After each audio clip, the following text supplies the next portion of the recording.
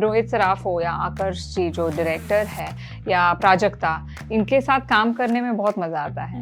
तो मुझे एक बहुत सरप्राइज़ जो हुआ, सरप्राइज़ पैकेज वो था कि he is a fantastic dancer and yet उसे भी पता है कि girls really like him and he is a national crush, लेकिन वो बहुत हम्बल है। But you are also one of those actresses, yeah, one of those very few actresses who said no to Yash Chopra ji. मैं इतना डर गई कि मुझे फिल्म्स करनी नहीं है, मैं तो मतलब पूरा and that is one of the regrets I have in life के I am like what was I thinking, I mean this was Yash Chopra ji who had just called me for a meeting. I should have just gone and met him. लेकिन वही होता है ना कि कभी कभार नसीब में नहीं होता आपने। क्या बिग बॉस ने आपको एज अ पर्सन चेंज किया था? झगड़ा करना चाहिए, ये ड्रामा करना चाहिए, ऐसे करना चाहिए, फेंकना चाहिए, उससे टीआरपी बढ़ेंगी और हम अंदर रहेंगे, उतना मतलब सोच विचार नहीं था उसमें। अब वो हो गया है। So that I think हमारे टाइम का I would prefer that kind of innocence, if I may call it that. Hi guys, I'm Sonakshi Kalra. You're watching AVP Live as well as Entertainment Live. और मेरे साथ आज बहुत ही खास guest है जो दिल्ली आई हुई है। Hi Aditi, how are you doing? I'm good. शुक्रिया मुझे यहाँ पे बुलाया। नहीं, आज आपने हमें यहाँ पे बुलाया है, so thank you for that. Firstly, and welcome to Delhi. Delhi कितना आना जाना होता है, and आज क्या खास हो जाती है दिल्ली आने की?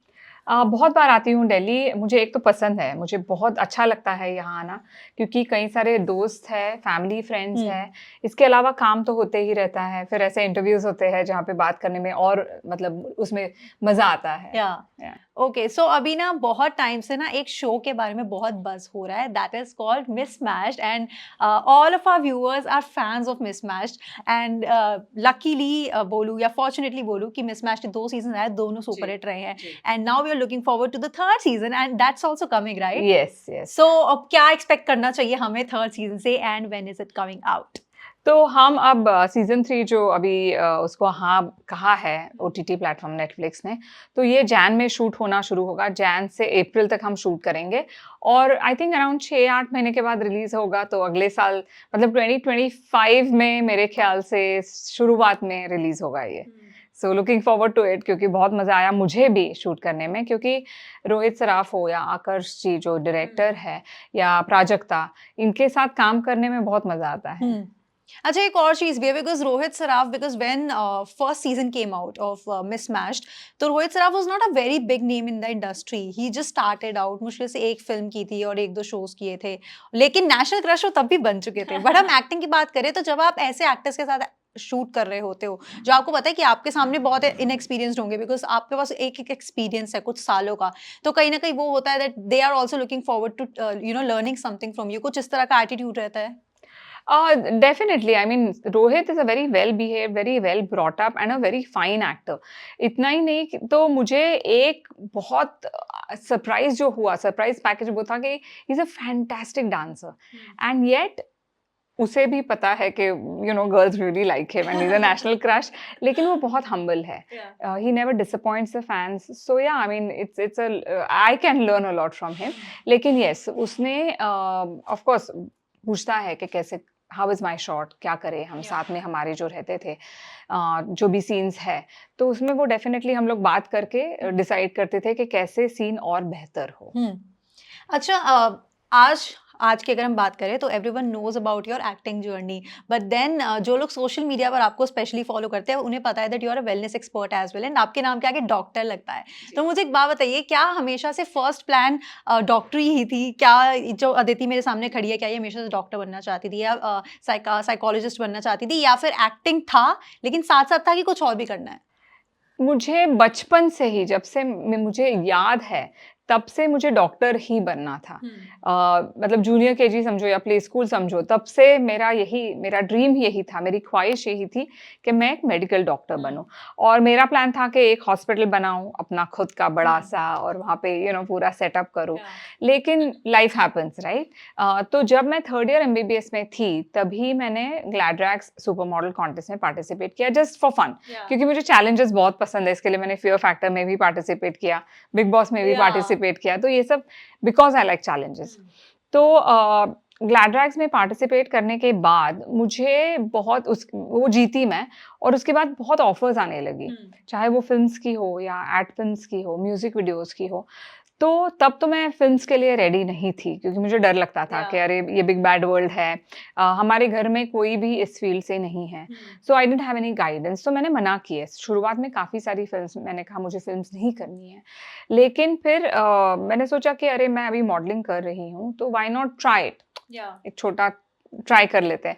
तो ऐसे करके शुरुआत की, लेकिन मेरा फ़ोकस कभी फ़िल्म्स नहीं रहा। लेकिन येस, टू योर क्वेश्चन, मेरा first love was always medicine और साइकोलॉजी 8 साल पहले मैंने शुरू की क्योंकि 8 साल पहले मुझे ऐसे लगने लगा कि I need to do something to stimulate my mind. मेरे ब्रेन को मुझे एक्टिव रखना है, जो उतना स्टिम्युलेशन इस फ़ील्ड में मुझे नहीं मिल रहा था। तो तब मैंने सोचा क्या स्किन करूँ, स्किन डॉक्टर बन जाऊँ या साइकोलॉजी करूँ। तो मैंने कहा कि ह्यूमन बॉडी तो मुझे पता है, अब मैं ह्यूमन माइंड की स्टडी करती हूँ। तो that's why I started my journey of psychology और मुझे मेरा 3rd मास्टर्स जो है अभी हार्वर्ड यूनिवर्सिटी से अभी मई में ही मिला है। सो या दैट्स गोइंग ऑन। और एक नई बात ये है जो मेरा नेक्स्ट बेबी जो है too for which I am very very excited, वो ये है जिसका नाम है Marvellous Mrs India. So Marvellous Mrs India एक ब्यूटी पैजेंट है for married women, not only married but widowed, separated या डिवोर्स्ड। तो ये है और इसकी खासियत ये है कि इसका हम लोग ने टैग रखा है #ब्यूटी इनसाइड आउट, क्योंकि मुझे जो स्टीरियोटिपिकल डेफिनेशन है ब्यूटी का कि ये रंग होना चाहिए, ये कद होना चाहिए, ऐसा शरीर होना चाहिए, तो क्या एक 4 फुट 5 इंच की लड़की ब्यूटीफुल नहीं है? Because she has thyroid problem या जो भी कुछ प्रॉब्लम हो, जिसकी वजह से उसने थोड़ा वेट पुट ऑन कर लिया है, तो क्या वो ब्यूटीफुल नहीं है? तो इस डेफिनिशन को मुझे चैलेंज करना है। लेकिन yes, it is beauty inside out. तो external beauty is as important. तो you have to look after yourself, you have to know how to present yourself well, क्योंकि आज के ज़माने में it's important how you present, क्योंकि हमें you don't get a second chance to make first impression. तो first impression is very very crucial. तो आप कैसे ड्रेसअप करते हो, आपका एटीट्यूड क्या है, बेसिक मेकअप आपको आना चाहिए, फिट होना चाहिए। हालांकि yes, weight can be a problem, लेकिन it shouldn't be because of laziness. It shouldn't be because of wrong diet. तो ये सब है, ये सिखाना है, कॉन्फिडेंस, पब्लिक स्पीकिंग, तो ये सब जो एस्पेक्ट्स है ब्यूटी पैजेंट के, तो वो भी मैंने कंबाइन किए हैं। तो मैंने क्या किया है, पूरा एक पैकेज बनाया है ब्यूटी इनसाइड आउट, जिसमें ब्यूटी पैजेंट तो है लेकिन लाइफ लेसन्स भी है और ग्रूमिंग भी है, ट्रेनिंग भी है, and we have some fantastic experts on our panel also, जैसे गौर गोपाल दास जी है, ब्रह्म कुमारी सिस्टर शिवानी है। इन्होंने, आई एम वेरी वेरी फॉर्चुनेट, बहुत ग्रेटफुल हूँ कि ये हमारे साथ सेशन करने वाले हैं, हमारे जो पार्टिसिपेंट्स हैं उनके लिए। तो ये सब भी पार्ट ऑफ इट है।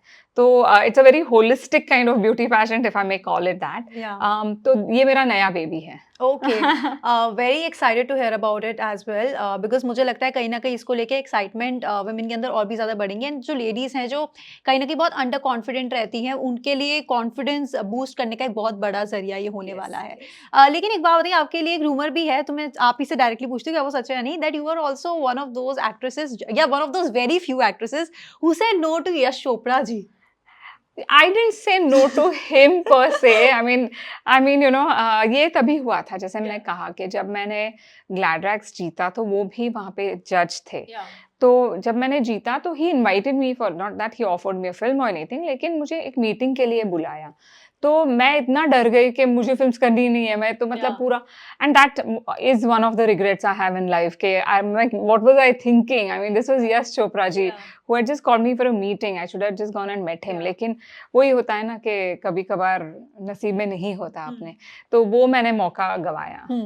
अभी थोड़ी देर पहले आपने बोला दैट आप you love to take challenges, you are a risk taker as well, तो आपने रियलिटी शोज भी किए। Then I think you are one of those actresses and very few actresses जो हर मीडियम में रही हैं। फिर चाहे म्यूजिक वीडियो की बात करें तो कभी तो नजर मिलाओ, हम सबका वो पसंदीदा गाना जो अदनान सामी का आज भी लोग बहुत प्यार से सुनते हैं और बहुत अच्छा लगता है लोगों को, तो आपने उसमें भी फीचर किया। देन कुछ टीवी शोज भी हुए, OTT पे इस टाइम आप काफी एक्टिव है, और इसके साथ साथ आपने फिल्म्स भी की है, जिसमें से एक और फिल्म है दे दनादन, विच इज वन फिल्म जो मुझे लगता है जब भी टीवी पर आती है तो हर कोई उतनी एक्साइटमेंट से देखता है। सो ये जर्नी को, इतनी लंबी जर्नी को और इतने सारे प्रोजेक्ट्स को आप आज अगर मैं पूछूं अदिति पर्सनली कैसे देखती हैं, तो क्या आंसर होगा आपका? मुझे ऐसे लगता है कि अभी बहुत कुछ करना बाकी है। जब मैं सुबह उठती हूँ तो मेरे दिमाग में यही विचार आता है कि मैंने अपने पोटेंशियल को मैक्सिमाइज़ नहीं किया है। तो मेरी ख़्वाहिश यही है कि जब मैं मरूँ, जब मैं डेथ बेड पे हूँ, तो ये एहसास हो कि येस, मुझ में जो ताकत है, मुझ में जो पोटेंशियल है, उसको मैंने अचीव किया। तो वो मेरी बहुत मतलब I really want that. Okay. और अगर हम ओटीटी की बात करें तो अभी तो ओटीटी का टाइम आ चुका है, पूरी तरह से it has taken over you know everyone and everything, and everyone is getting great opportunities in OTT, and आपकी तो जर्नी हमने खुद देखी है कि जी। ओटीटी में आप भी लगातार काम कर रही है। तो अभी आपका फोकस क्या रहने वाला है? ओटीटी रहने वाला है या कहीं न कहीं फ़िल्मों पर को भी आप कंसिडर करेंगी? फ़िल्म्स मैंने हमेशा से की है लेकिन as a side this thing, main या तो मेरा फ़ोकस कभी रहा नहीं फ़िल्म्स पे, तो वो तो मैं कंटिन्यू करूँगी ही। क्योंकि बड़े पर्दे का जो जो मज़ा है, वो बड़े पर्दे का मज़ा है and hmm, that is never going to go away. या सिनेमा जो जिसे कहते हैं लार्ज लार्ज स्क्रीन पे, हुँ, उसका मतलब it always goes down in history, right? तो वो that will always be there. हुँ, लेकिन हाँ, ओटीटी में इतना अच्छा काम हो रहा है, इतना ज़्यादा काम हो रहा है, तो definitely I mean my focus will be OTT. Hmm.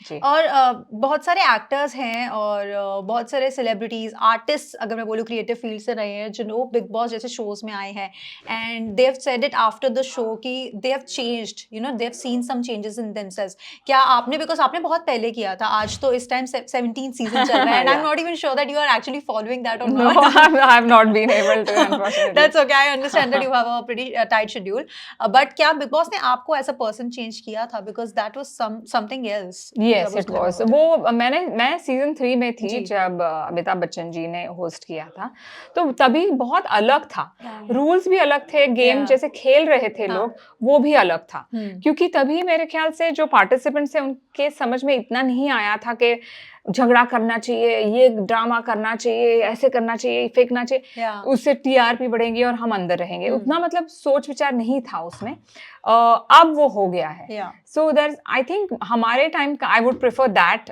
kind of innocence if I may call it that. लेकिन हाँ, it was difficult, बहुत मुश्किल था। लेकिन हाँ, मैंने सीखने को मुझे बहुत कुछ मिला क्योंकि एक घर में हम रह रहे हैं जहाँ पे टाइम का एहसास नहीं है। हमारे पास फ़ोन नहीं या है, म्यूज़िक नहीं है, बोर्ड गेम्स नहीं है, कार्ड्स नहीं, कुछ नहीं है। या सिर्फ़ इंटरैक्शन, ह्यूमन इंटरैक्शन जो करनी पड़ी थी और टास्क भी देते थे। तो हमारा परसेप्शन होता है कि ये बंदा जब हम अंदर आए थे और मिले थे सबसे, तो कि ये ऐसे होगा। लेकिन जब हम 4 दीवारों में जहाँ पे कॉन्स्टेंटली वॉच है, तो या भी चेंज हो जाते हैं लोग। तो कैसे चेंज होते हैं and you can pretend only for that long. Of course not now, I am not hmm, talking about now, that time. तो कैसे चेंज होते हैं लोग और अलग-अलग टास्क्स में से जाके कौन कैसे उसको हैंडल करता है, ये देख के बहुत मतलब गज़ब लगा कि कैसे ऐसे ऐसे कैसे हो सकता है। या but it was a great learning experience for me. Okay. अब इतने साल हो गए आपको इंडस्ट्री में, तो what is that one dream come true moment for you, जो आप आज भी जिसके बारे में सोचती हैं तो आपका दिल ऐसा नो लाइक प्राउड फील होता है, या you are most grateful about that moment? I think जब मैंने मिसेस वर्ल्ड जीता, तो वो मोमेंट मेरे लिए बहुत ही it will always remain a very very special moment. और इसका रीज़न ये है कि not only for me because I was the first Indian to participate in Mrs World. हालांकि मिसेस वर्ल्ड 1984 से चला आ रहा है, हुँ, इंडिया से किसी ने भेजा नहीं था पार्टिसिपेंट वहाँ पे।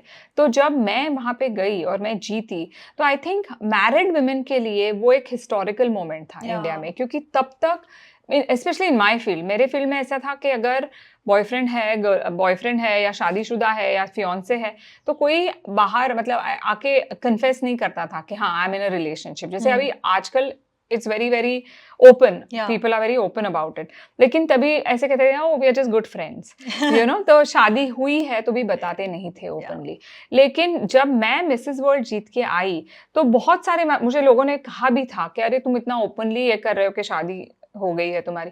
आई सेड ठीक है, नो प्रॉब्लम, मुझे ये करना है because it's a challenge A for me and या इट्स समथिंग न्यू, क्योंकि हमारे यहाँ से कोई गया नहीं है। हुँ, तो वो जीतना, that was a very very like a very that's a moment I am always grateful for. Okay and अब आपका जो मार्वेलस मिसेस इंडिया आ रहा है तो कहीं ना कहीं मुझे लगता है कि वो जो एक्सपीरियंस था वो आप यहाँ पर भी बहुत सारे लोगों से शेयर करने वाले Yes. हो and that's gonna inspire so many women out there so thank you for that Thank you. And congratulations also because you Thank are you. Doing something great Thank you. which is not just a glamorous thing but as you said it's Yeah. a holistic approach Yes, as well so yes. that's a great thing और ये दिल्ली में है, by the way. Wow so ये हमारे दिल वालों की दिल्ली में है गाइस Yes. सो इससे ज्यादा एक्साइटिंग बात तो मुझे लगता है कोई हो नहीं सकती दिल्ली वालों किसकी वेट कर रहे हो जल्दी से अप्लाई कर देना Yes. लास्ट चीज मिसमैच सीजन 3 आ रहा है दैट वी जी। नो बट इसके अलावा और कौन से प्रोजेक्ट्स लाइंड अप हैं जिनमें आप बिजी हो यस, अभी नवंबर में मैं नैनीताल जा रही हूँ शूट करने के लिए. एक हॉटस्टार पे सीरीज है अगेन, तो उसका शूट अभी होगा. ओके तो उसका नाम तो नहीं ले सकती अभी, लेकिन yes, that also will be a very good project. ठीक है that time will tell Yes. जो उसका नाम होगा और जब उसकी अनाउंसमेंट होगी looking forward to that Thank Aditi you, thank and all the very best for all Thank the you. Amazing work that you are doing not just for yourself but for other women also out there it was pleasure chatting with you today Thank you so much for having me. Thank Thank you. you.